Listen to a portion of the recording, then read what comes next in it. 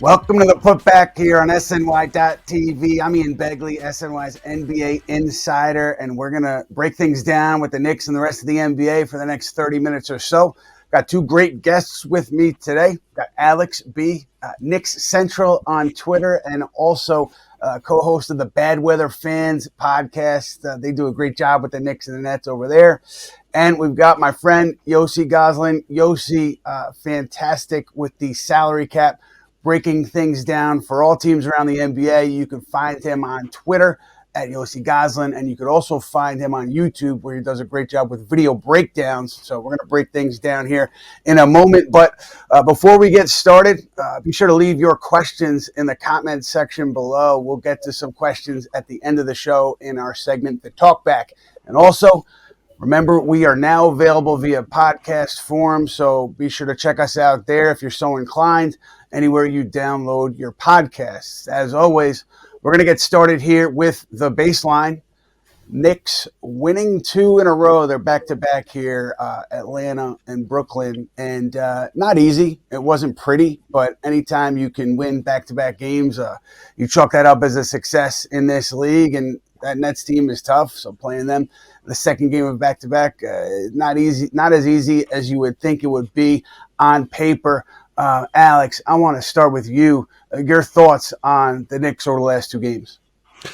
I think the Hawks game was a tough matchup. It was, national TV. Well, was it national TV? I don't know. Was it Martin Luther King Day, 3:00? A lot of spotlight on them, and it was a tough battle up and down. It's always tough when Trae Young comes to the Garden. And, I think it was a hard game. They pulled it out. And then the next day, you kind of overlook the Nets a little bit. And you're exhausted from playing 19 games in 34 days for the Knicks. And they finally, at the end of that big gauntlet part of their schedule, and they go 13-6 in that time. And it was great. But I think that, they started off slow against the Nets and then, picked it up. And, the fourth quarter, I think they just got gassed. And then Jalen Brunson just decided, I'm going to take over and we're winning this game. I'm not letting us lose to these bums in the Barclays Center because, they had no business. The Nets didn't want to win, but they wanted it more. The Nets did. They crashed the glass, and the Knicks, couldn't keep up with them. They're really missing, Mitchell Robinson or somebody down there to help out Towns on the boards. It was getting out of control. But you know what? They win the two, and, the Knicks are solidly in the third seed, and, there's nothing to be upset about to me. I mean, it's a little scary that the Nets cut it close, but you know what? You beat the Hawks, you own Trae Young, and you beat the Nets, and you keep this, the Nets down, little brother down a little bit, Is it a rivalry, Alex? Because I think, look, if Jalen Brunson doesn't hit those shots late, the conversation is so much different because of you're losing to a team that's essentially tanking, and also it's the Brooklyn Nets. Does that matter, you think, to the Knicks fan base and to you? It matters to me. Yeah. I think it's a big, I think it's a rivalry. I think location-wise, division-wise, conference-wise, it's just compared to a game versus the Hornets. Is it the same buzz as when they play the Nets? No, of course not, because that's not a rivalry with the Hornets. But with the Knicks and the location, and then everything that happened with Durant and Kyrie in 2019, and when they moved to Brooklyn, and they were talking smack, with Garnett, so I think that's the rivalry there. It's always the regional stuff is always going to go. Like, look at the Mets and the Yankees. They're rivalries, and they're not even in the same league. But there's trash talk, and they didn't even play each other until the late 90s. There was always a rivalry there. So, it's a rivalry. And I know there's the rivalry police that are out there. Like, they need to specify what's a rivalry. You need to play in the playoffs 3 times and lose. One person has to win. One team has to lose, and et cetera, et cetera. But it's a rivalry. It might not be, Knicks and Bulls in the 90s or Knicks and Pacers in the 90s, but it's a rivalry for sure. I want to talk about a lot of salary cap stuff, trade machinations with Yossi Gozlan and Alex, yourself. Before we get there, though, just Josh Hart. I mean, I think that he has done such a great job fitting into his role with this starting five. I mean, to me, that was one of the bigger questions coming into the year, even after the Julius Randle trade, was you're asking Josh Hart to take on a lesser role, to probably take fewer shots than he had been earlier in his tenure as a Knick, and he's filled that role as well as I think the Knicks could have hoped for, between his rebounding, his assists, his willingness to move the ball and to push the ball and to find his teammates. He's just been so valuable. So Yossi, I'm curious for you. Knicks sent Cam Reddish and a first to Portland, essentially, for Josh Hart a couple trade deadlines ago. You're tracking all these trades. I mean, is that one of the best trades in the NBA in the past few years? I mean, how do you see that? Absolutely. The Knicks have just done a lot of the best moves, like not just trades, free agency signings. You don't realize it at the time until later after the fact.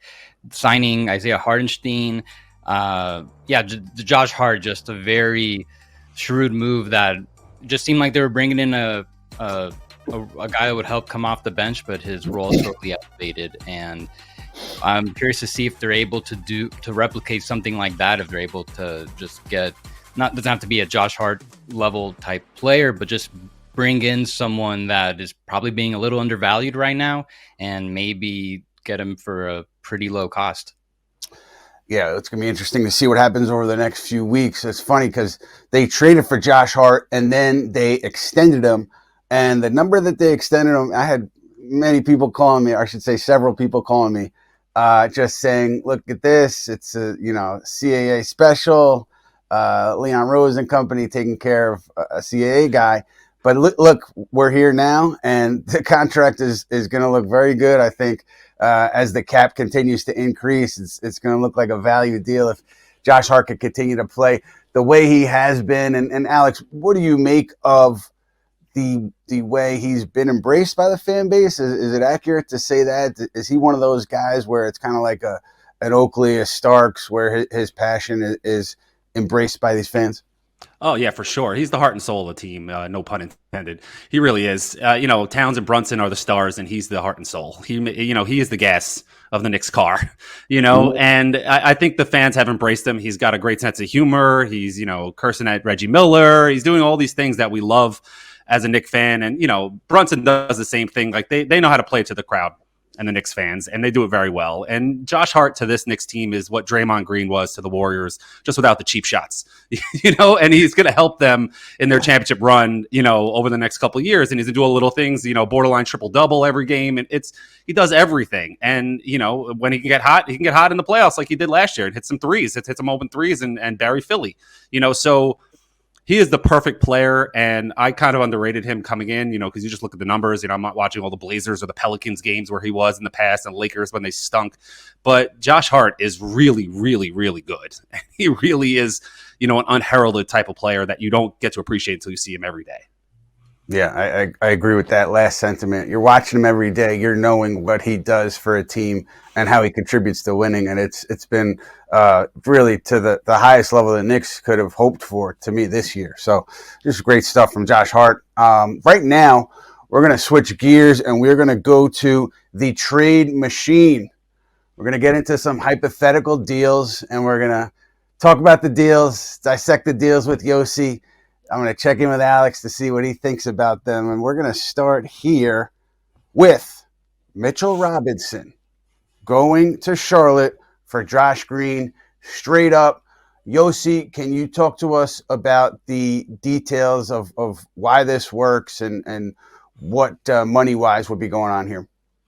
So before Nick Richards got traded, there were a lot of speculation on maybe the Knicks would want to go after him, and they certainly could have beaten the Suns' offer for him. They have way more second-round picks offer, but clear that they didn't see him as quite an upgrade over Mitchell Robinson or Precious Achiuwa for that matter. So I do think that they mostly need another wing to come off the bench, and Josh Green not quite living up to his contract right now. But just another guy, I think, that he brings some defensive toughness. And the Knicks, like I said, they just need someone. Maybe he's a guy they can bring him in. They can get him straight up for Mitchell Robinson. So the Knicks are over the first apron. They have to decrease salary or not take back more, mainly, in any trade they do. So if they do want to trade Mitchell Robinson and they feel comfortable relying on Precious Achiuwa and Jericho Sims and Porty as their primary big men, maybe someone else could pop up in the buyout market. Who knows? They could, I think, getting a guy like Josh Green or some other wing in that like $10 to $15 million range could really bolster their bench. Yeah, one thing where I go here is, Tom Thibodeau, the last couple of games, has gone back to Landry Shamet a bit, and he's expanded the rotation a bit. Guys off the bench, you've seen them in double-digit minutes where you haven't seen that in the past. So I just wonder if the need is there ultimately for another wing. I'm sure Josh Green could help them, but I wonder if that's where they go. And Alex, turning to you, your thoughts on this hypothetical? Oh, no way. No way. Because Mitchell Robinson to me is Josh Green's a nice player, don't get me wrong, but Mitchell Robinson to me is so valuable based on when he can be healthy and on the floor. You can't find that on the open market, especially for a guy like Josh Green, especially if Tibbs is not going to trust Jericho Sims, which he doesn't. He doesn't play him for a couple games, and then when Towns is out, he starts. So, he doesn't trust Sims to give him 5-10 minutes, but he trusts him to start, which is bizarre. But because you don't trust Sims, I'm not trading Mitch without having another big on the bench that you can trust in the playoffs, or to get that big offensive rebound that Mitch does in the playoffs, that get that big play. For Josh Green, I'm gonna say hard no. He's a nice player, but not for Mitch. I think that it scares me to trade Mitch at this point. 26 years old, PTSD from Marcus Camby. I feel like once he's going to get healthy soon, and then he's going to lead the league in blocks and win Defensive Player of the Year for another team, and then I'm going to be upset.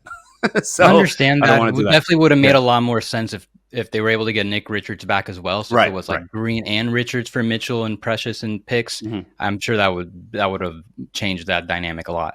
For sure. Yeah, and I want to be clear too. Yossi put these trades together for us as a way to kind of look at the money and what might work, what might not work. He's not out here banging the drum for these deals to be made. A quick note on Nick Richards. Pull up the dogs, yeah, exactly. Quick note on Nick Richards. Yeah, I know there was interest, as we reported in the offseason on Richards. I didn't get the sense that there was interest more recently. I know that had been reported in some corners. I don't think that's accurate. So that's kind of how it shook out with Richards. But let's get to deal number two.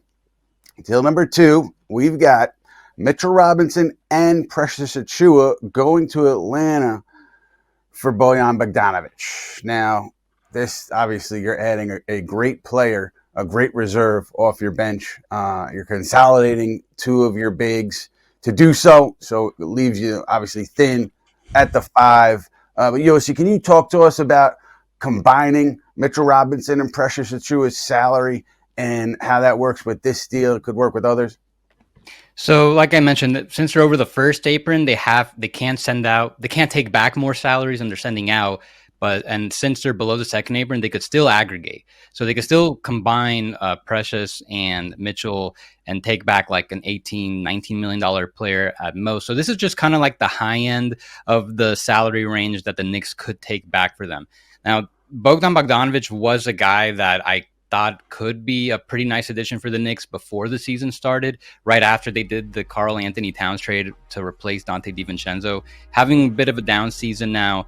So, and also I think I don't think they really need him thanks to how good their guard rotation has been off the bench. But just as an example, someone that they could still like get to that salary number if they wanted to bring someone that expensive. And similarly to that, if you added campaign to a Mitchell Robinson, obviously that gets you to a higher salary, number 2. Alex, your thoughts on that deal? No, thanks as well. I think Alex, you're giving up too much words. I like it. Mitchell Robinson is too valuable, and then you're giving up Precious as well. Like, if there's another move that's going to get you a big man on the bench as well, then maybe. But trading Mitch and Precious for the worst Bogdanovic, I don't know that I'd want to do that. I just feel that Precious is a big value to that locker room, and Mitchell Robinson is the longest tenured Knick. These are guys that are part of the core team. And for somebody like Bogdanovic, who has been the enemy for a while as well, it's weird. I mean, he fits on paper, but like I said, there needs to be another move to get a big man on the bench, especially if you're not going to trust Jericho Sims. So, one note on Precious: I mean, he did waive the no trade clause that he could have had in his contract when he re-signed with the Knicks this offseason. I think that was a big element to those negotiations. Take that for what it's worth. But also, you saw Tom Thibodeau go to Achiuwa late last night against the Nets, tight game. Achiuwa was in there for Karl Towns for defense, and Thibodeau said he did a really nice job, did what he was looking for him to do. So it's clear that Knicks value Achiuwa for what he brings on that end of the floor, particularly, I assume, as a guy who can switch and a guy whose versatility is valuable. So, yeah, the stacking of Robinson and Achiuwa becomes complicated to me if you're not getting back a big who you can plug in there for 25 minutes a night. So we'll see how it shakes out. So let's get to deal number 3. And deal number 3, Mitchell Robinson and Precious Achiuwa. Again, going out to San Antonio for Harrison Barnes. And Yossi, the Barnes, is it just similar to Bogdanovich with Barnes, where it's the salaries work and it's the Knicks kind of bolstering their bench? Is there any other elements to this deal that you want to talk about from a cap perspective? Yes, so they would actually be able to address that big man need in the same deal. They'd still have enough room under the second apron to take back a guy like Charles Bassey, who's been having one of his better seasons. Again, not the same level of player as either Mitchell Robinson or Precious Achiuwa, but here they get a solid wing in Harrison Barnes to come off the bench, help relieve some of the other wing players. And if that's something they'd be interested in, taking in Charles Bassey as well, still keep a little bit more front court depth, but just like another deal that, again, like the higher end of the salaries that the Knicks could potentially make work. Right. And Alex, for you, this one, bringing back Bassey too. Let's throw that in the hypothetical. Is it no way? Maybe. It's intriguing if it were like 5 years ago for Harrison Barnes, but right now, like, I don't know, like if you're bringing back a big, sure, that sounds cool. But at the same time, right now, I don't know if I do that for the same reasons I've been mentioning. But it's just, the apron is just so frustrating. It's kind of like the movie, nobody understands the cloud. Nobody understands the apron. It's just the Knicks don't want to go over the first apron, then they're going to the second apron, whatever. But Harrison Barnes is a good player, nice player, playoff experience, won a championship. He'd be a great player on the team, but I don't know if I'm giving up, Mitchell Robinson for that and Precious. I just feel that, like I said, is Mitchell Robinson coming back? That's the whole point. Is he coming back at all? I don't know. That's the question, really. If he's coming back, even if it's next month, even if it's March, I'm not trading him. So that's how I feel about it. Yeah, we'll get into that a little bit later. All right. Before we move on, though, another reminder to throw your questions in the comments wherever you are. We're going to answer some of them in the Talkback segment later on with Mr. Matthew Spenley. Now we are going to move on to what we learned. What we learned is presented by Binghamton University. Binghamton University was named the top school in the SUNY system according to recent rankings from the Wall Street Journal and Forbes. Visit binghamton.edu for more. We're going to get into some trade rumors right now with the What We Learned section. And we were just talking about the Spurs. One thing to note there is I know that Zach Collins, his name has come up in talks with the Spurs and other teams. Collins under contract, I believe, for this year and next year. So I think that's something to keep an eye on. Obviously, a veteran there. And Spurs kind of have discussed him with other teams. The interesting thing today, obviously, is Jimmy Butler. And, when Phoenix makes that trade with Utah to acquire 3 firsts, to turn their 1 first to 3 firsts, it's clear as day. They feel that they have something where they can go and get Jimmy Butler. What it turns out to be, we'll see in the coming days here, but you don't make that trade if you're Phoenix without knowing that you can get something done for Jimmy. And so it's just a matter of where Bradley Beal ends up. If you're watching the Suns, if you listen to Brad Beal after he was relegated to the bench, he's not happy there. He's not thrilled with the situation. So it shouldn't come as a surprise to anyone that he'd be open to waiving his no trade clause for the right situation. And we'll see how that shakes out. But something else that I thought was interesting, and it could be interesting for the Knicks, was when Phoenix was looking for those extra picks, those extra firsts that they got from Utah, they touched base with Detroit. And also Milwaukee and Denver touched base with Detroit, trying to get additional draft compensation that I assume that they would want to add in another deal. That's relevant to the Knicks because Milwaukee obviously is right there in the East. And if they're looking for extra picks, it tells you that they're looking to be aggressive and trying to upgrade that roster in some way, shape, or form. So something to keep an eye on for Knicks fans. And as far as the Knicks go, Alex, I think it's still kind of what we've been talking about. And we're going to talk about Valanciunas. We're going to talk about Capela a little bit later. But it's, where's Mitchell Robinson? Do we trust that he's going to be back? Do we trust that he can be the guy for us Ran into Mitch in the locker room a couple of days ago. He looks good, man. He looks, in shape. He said he's around 265 pounds. Tom Thibodeau, again, has said that he expects Robinson to be cleared for practice to take contact by the end of January.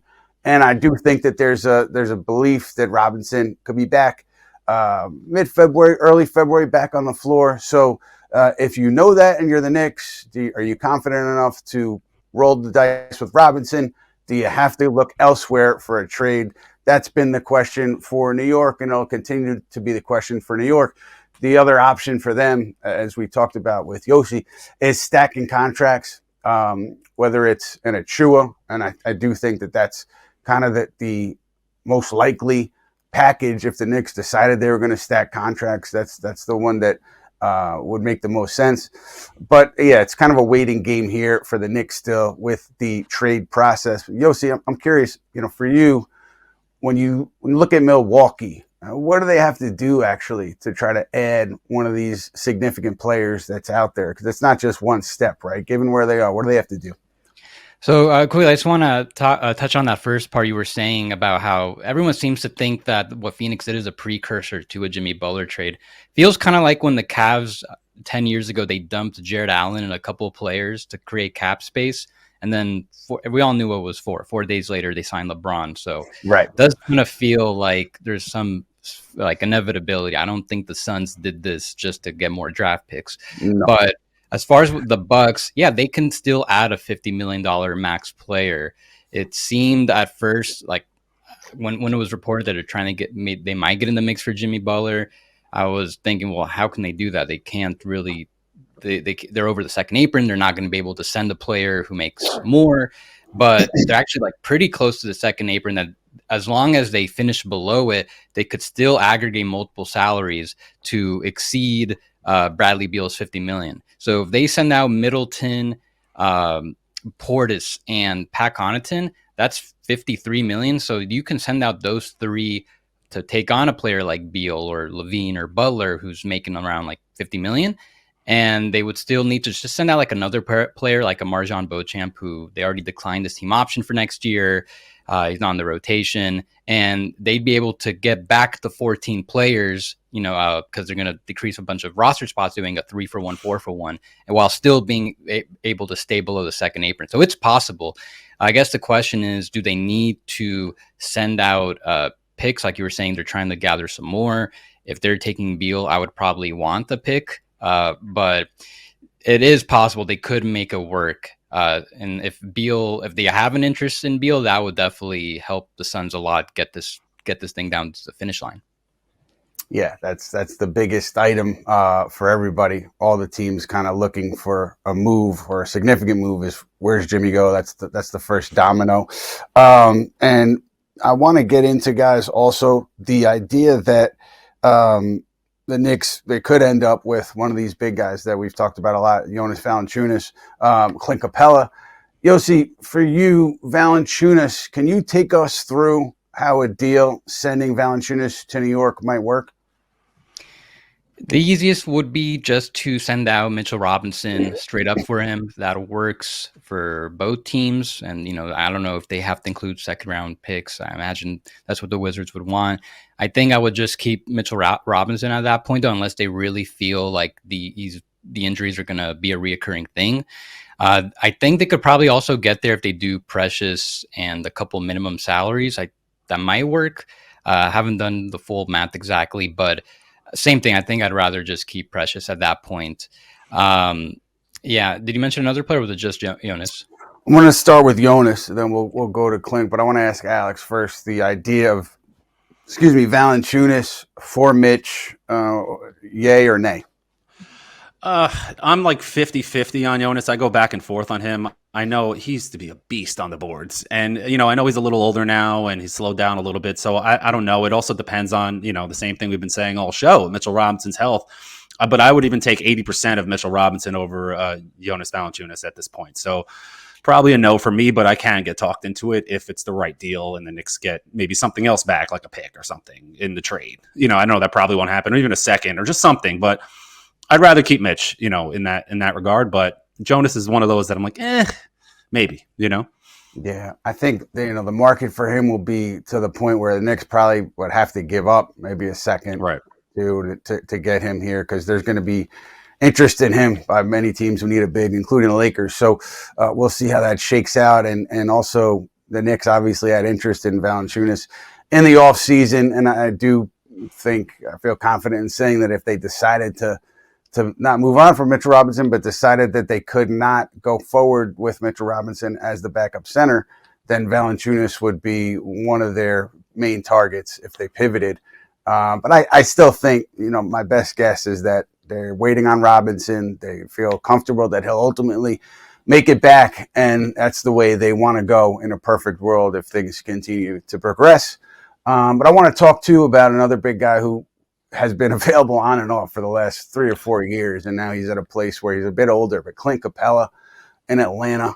Yossi, how could the Knicks make that one work? Is it as easy as Mitch for Clint? Are there other machinations there? So I looked into this one recently, and I find this one probably the most unlikely out of everything else we discussed. This would have been a lot more possible earlier in the offseason before they did the Karl-Anthony Towns trade. But now he makes about $20 million.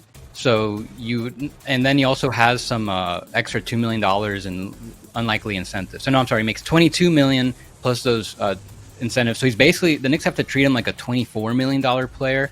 So they not only need to send out Mitchell Robinson and Precious, who combined for 20, they probably need to send out like another 2 minimum players. So now you're also into Sims, Kolek, Campaign, and then I'm not even sure that even makes it work at the end, because they still need to stay below the second apron and get back to 14 players. I think that's a bit too much at that point. So just like Clint just makes a little too much money for this to work. I think the Knicks are much more likely to get some of the other big men options that we discussed. Right, Alex. I'm not even going to ask you about that one because it's too pricey for a guy. But the roster for Capela, why not? Yeah, maybe 4 years ago. Yeah, exactly. But I did forget to mention that. Thank you for the reminder, Yossi. Jericho Sims. We've talked about it again for a while now. Knicks, I think they'll continue to listen on Sims. Up until the trade deadline. And I don't know, I can't tell you right now if a deal is definitely going to happen, but just the way things have kind of trended to this point, I'd be a little bit surprised if nothing happened. But we see that sometimes with, teams and players where the whole world thinks a deal is going to happen just because of various circumstances, and then it kind of fizzled out. But I do think we're still at the point where, to quote Brian Windhorst, I think we'll still be in the deal zone for a while on Sims. Haven't heard anything that leads me to believe otherwise. And Alex, your thoughts on if a trade were to materialize there, the Knicks, say they get, draft compensation or a player, what would you prefer them to get back there for Sims, who's not making a lot of money? So it's really hard to make a trade for a player if it's just Sims. I don't see the point of trading him just to get a draft pick. He's a good insurance piece just in case there's an injury, to Mitch again when he comes back, which is likely, or Towns. You need a body there and somebody that's experienced, and he's been around the block. He's now playoff experience his whole career and with the Knicks. And, he can jump out of the gym, and we all know he has the physical capabilities to play well. It's just there, the IQ really isn't there, so.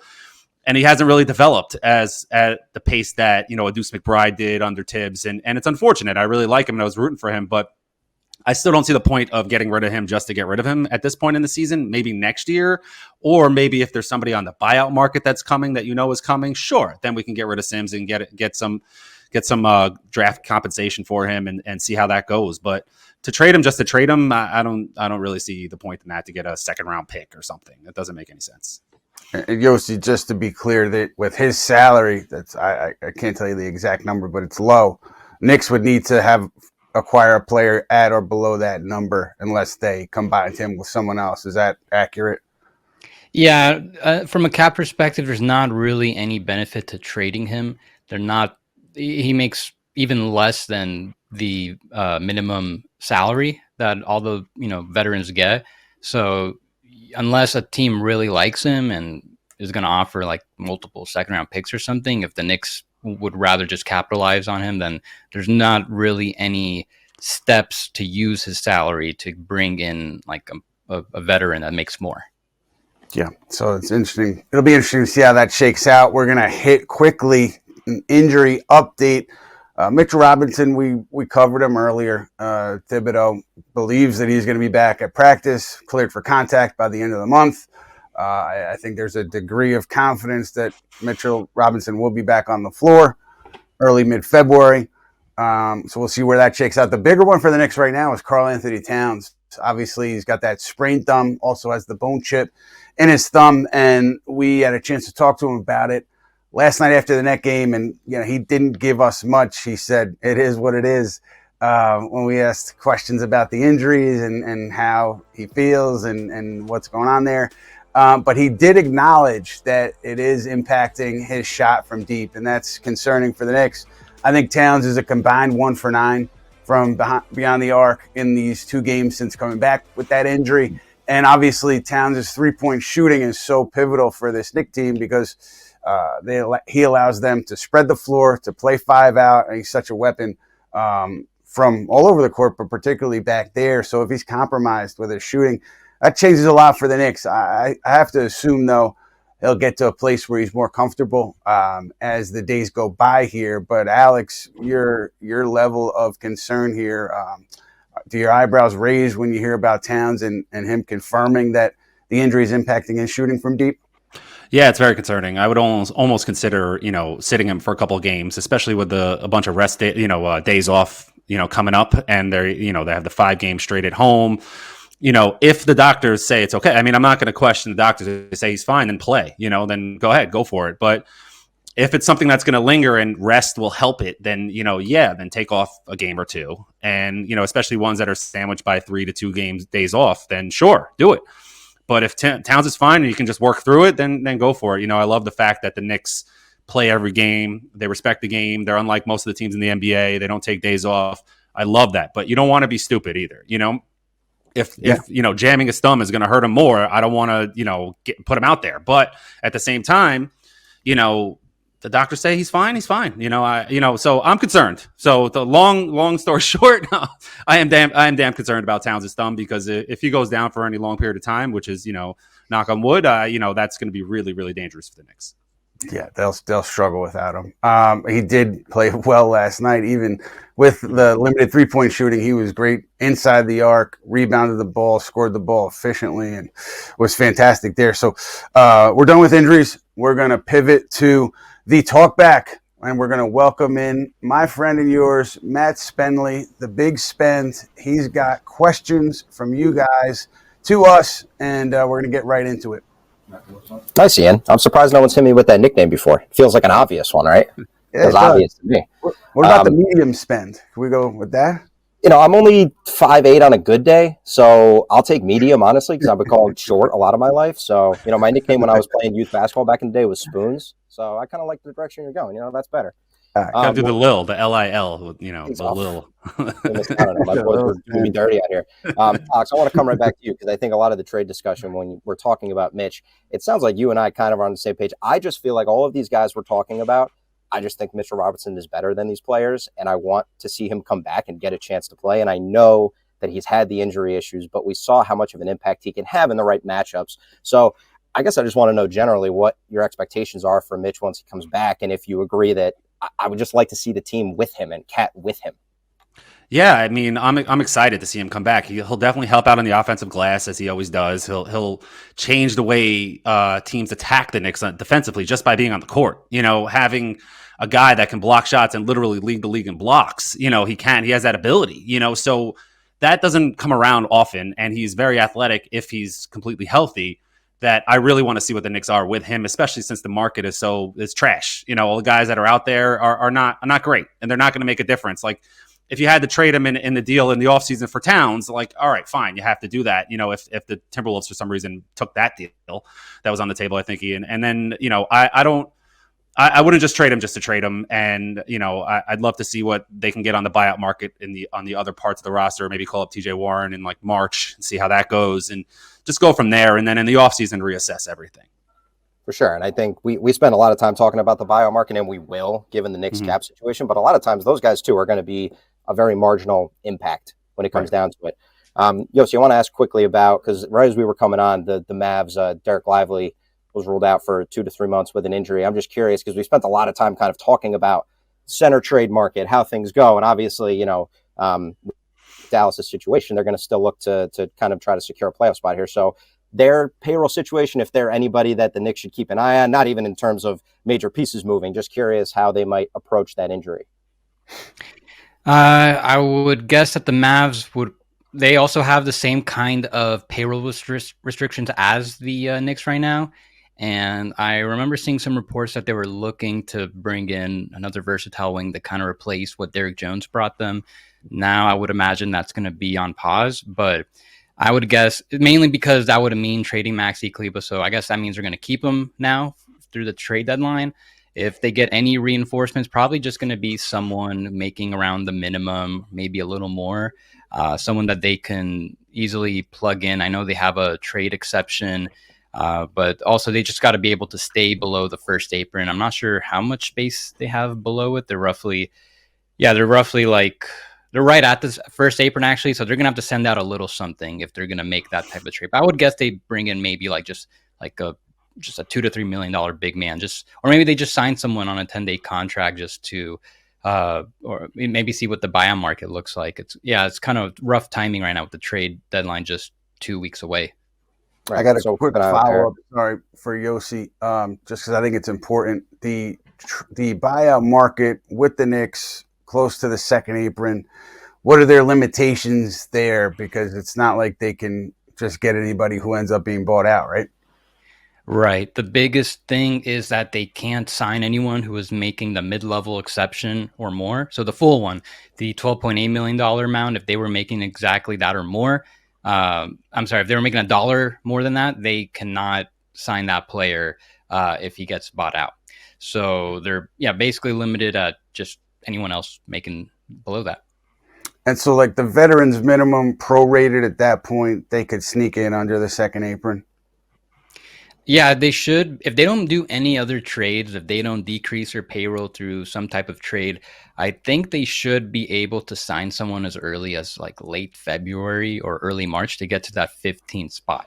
So by then, the buyout market should already play out. Might be a little off on those dates. Maybe they could sign someone a little earlier. But either way, they are well positioned to get to be in the bidding for someone that they are allowed to sign that gets released right in time. Yeah, well, TJ Warren definitely impressed them in camp, and obviously he's been playing well with the Westchester Knicks, so I certainly would be keeping an eye on him when they go to add that 15th player, and I think they ultimately will. I'm sorry, Matt. Big spend, medium spend. I cut you off. What do we have next? Ian, it's your show. Come on, you can do whatever you want. I'm just here to serve you. You do. I'm coming right back to you, luckily, and then I want to get Alex's take after. Our guy, the Cooler, is asking, the Knicks are beating up on bottom feeder teams, but have yet to beat the title contenders, OKC, Houston, Boston, Cleveland. Obviously, we've seen, a variety of exposure to those teams so far yet this season, but it's going to be the big conversation. They've definitely, beat up on some of the lower teams, haven't necessarily been able to take down those top title contenders. So how do you feel about the Knicks? Should we be concerned? I mean, eventually they have to do it, right? I think the Cooler brings up a good point. Eventually you got to beat some of these teams in the regular season to, I think even just to feel good about kind of where you are as a team. Because, the Knicks, I think in that locker room, it's been up and down, wins and losses. And I think they haven't yet kind of coalesced as a unit. I think there's still some kind of disparate parts there. And I think that's natural when you're bringing in all these different pieces that they have brought in. And Josh Hart was saying last night, he was kind of mocking the media for blowing his quotes about egos and individual agendas out of proportion. But he did say the Knicks were still kind of working towards that place where everybody was bought in. They've made progress to get to that place. And so he's saying they're not all the way there yet. And so, yeah, I do think that just from a team building perspective, team cohesion perspective, winning those games will be big. and then obviously just proving it to everybody else. You know, they have Sacramento, they have Memphis coming up, so a good test after these days off here, and we'll see where they land. Alex, what do you think? Man, I just kind of zoned out. Can you remind me of the question? I'm sorry, but like I was listening, and then I was on just the top teams, like kind of how they've beat up on a lot of the lower teams. There you go. Honestly, got you gotta play who's in front of you. You can't apologize for winning. You got to play who's in front of you. Eventually, they'll beat teams that are the top tier. You're beating. They keep moving the goalposts. First, you're beating, you can't beat over 500 teams. You beat the Hawks, you beat a couple of teams, and then you move the goalposts. You can't beat the top 4 teams in the NBA. Well, the Knicks are one of the top 4 teams in the NBA, 5 teams in the NBA. So, you can't play them every day. You'll get there, and we'll see what happens. I just feel that looking for negativity, a lot of Knicks fans are, and the Knicks, aren't the team from last year. A lot of people think that they're not as good as last year. They're not what they were last year, but they have a better record at this point now than they did last year. So this team is way more talented, and they haven't even played well yet and haven't even clicked yet. So I'm very positive about this team. I just don't dwell on the negative things and worry about these, not beating the top teams in the NBA. It's hard to beat the Oklahoma City Thunder. They're a powerhouse, and they're without like 3 of their best players right now, and the Cavs are incredible right now, and the Celtics are the champs. I mean, these guys and these teams are great. So, it's going to be hard to beat them. And, when you play them in a series, you'll have more than one shot at them per month. So, then we'll find out what's going on. But, I think the Knicks will be fine. Long story short. Just to clarify, one quick thing. Was that a Sweeney Murdy Francesa moment? Did anybody see Alex nodding off there? Did we catch him snoozing? I wasn't snoozing. I was just kind of listening, and then I was just like, all right. And I was making sure my eyes were at the camera, and then I was just like, well, then you went to me. I'm like, oh, shoot. Where was I? He's got a young child at home. We get it. I love Sweeney, but I want to make sure that I didn't get Francesa there. Yeah. I got one final one because the Jets are hiring Aaron Glenn to be their next coach. The news from Schefter just came out right now. So I have other work to do. So we got one final question. Don't worry, we're not missing anything else. Ian's take on Aaron Glenn. No, I'm just kidding. Speaking of the NFL, the final thing I want to bring up is just the Jalen Brunson, Josh Hart, Commanders, Eagles. Ian kind of stirring the pot a little bit, bringing this up. Now, as a Giants fan growing up, it makes me sad because you love to watch these Knicks, and then seeing these guys root for these teams, especially Brunson and the Eagles, it just hurts. So I want to know what we think about the New York guys being at odds here, and I need everybody's Super Bowl pick. Ooh, I'm going to start, and I'll just say that there was a bet that was put on the table between Hart and Brunson, and hasn't been agreed to yet, but it would be entertaining if it did come to fruition. I think those guys are still figuring it out, but I would expect some kind of bet between those sources say. Right. Yeah, and I'll let someone else go from there. Well, I'll go. I mean, I think it's going to be Chiefs and Commanders. I think the Chiefs aren't going to lose at home, and the Commanders, I think, are just riding high. I think they're going to get to the Super Bowl, be happy to be there. Chiefs are going to win the 3rd straight, but I think that's where I'm going. I want to hear my man Yossi. I don't watch football, but I would guess the Eagles win it all.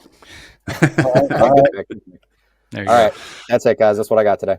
I'm happy about Aaron Glenn, though. I'm a Jets fan, man. I'm really happy. There you go. That. See, Alex, I got you. Bring him home. You'll always remember that. There you go. Yes, I will. Thanks, Lil Spin. I appreciate that. that is. That's whoa. No little. Lil. No little. Lil. Right, Lil. There you go. The homestand continues, fellas. As I mentioned, Sacramento, Memphis. They have the Lakers coming up. They're pretty much home until the deadline, which it's been a long stretch of homestand here. And I want to know, Alex, for you, when you look ahead at this stretch, and where do you think the Knicks are? It sounds like they're kind of where you would hope they would be. It doesn't sound like you're worried. It doesn't sound like the sky is falling for you. But obviously these games coming up are going to be tough. Denver, Lakers, Rockets. What are your thoughts generally through this point in the season? Well, I hope they go at least 3-2 in these next 5, and maybe pick off the Nuggets, and those are tough games. And always playing LeBron at home, he always turns it up at the Garden, and that's gonna be tough. I'm just, I'm happy that the Knicks are playing well. I just am concerned about Towns' thumb, and I went into this year, I said on my podcast, Bad Weather Fans, I'm not going to let anyone bring me down about this year. I've been through hell and back with this team growing up in the 90s. I can't even imagine the Knicks being bad. First time I ever saw the Knicks being bad was in that movie Eddie with Whoopi Goldberg. And, I couldn't even imagine them. Like, it just didn't make any sense to me. I'm 40 years old. It just didn't make any sense. And now it's been, a long way. And like, we have this legit title contending team that's playoff experience, that's, proved that the executives know what they're doing, and the coach has pressed the right buttons. It's just, I'm going to just enjoy the ride here, especially when they continue to win and they're the 3rd seed. So I'm staying positive. I'm going to keep it going. Obviously, if something negative happens, I'll be concerned. They need to stop complaining to the officials too much. So much, Towns especially is just very demonstrative in every call. Sometimes just swallow your pride and just walk up the court. These refs are human. They're going to, take it out on you, whether subconsciously or consciously, So, just take it easy with that. And Tibbs with his comments, just chill a little bit, So that's where I'm at right now. I'm chill as a Knicks fan. I'm trying to just ride the wave of the season and enjoy it. And, the games still get me up and down, but not as high and not as low as they used to in the past. So I'm enjoying the moment. Very zen of Alex. Not like me. Yossi, I want one from you before we wrap. Can you give me one trade deadline prediction? Something maybe we covered or haven't covered. Do you have one for me? I know you covered the Nets, but I would think the most likely best player who gets traded, more than Jimmy or Levine, or I would guess Cam Johnson gets moved. I think especially now, he's having his best season. Now is the time to capitalize on that. Yeah, to me too, though, like, you're building something from the ground floor. He just seems like one of those guys that can help you build, but I understand draft picks are there and you need to hoard them. But that will do it for us here on the Putback. Really want to thank Alex B, Knicks Central, co-host of the Bad Weather Fans podcast. Be sure to check him out there. Yossi Gozlan. You can find him on Twitter, on YouTube. Does a great job breaking the cap down for all NBA teams. And we will be back breaking things down for you guys again ahead of the trade deadline. We've got a few shows. So we've got Tuesday, February 4th, 1 p.m., Wednesday, February 5th, 1 p.m., and Thursday, February 6th, live at 2:45 when the trade deadline hits at 3, to cover what's going on with the Knicks, to talk about what they did and did not do. So be sure to check us out then on the Putback, and thanks for joining us.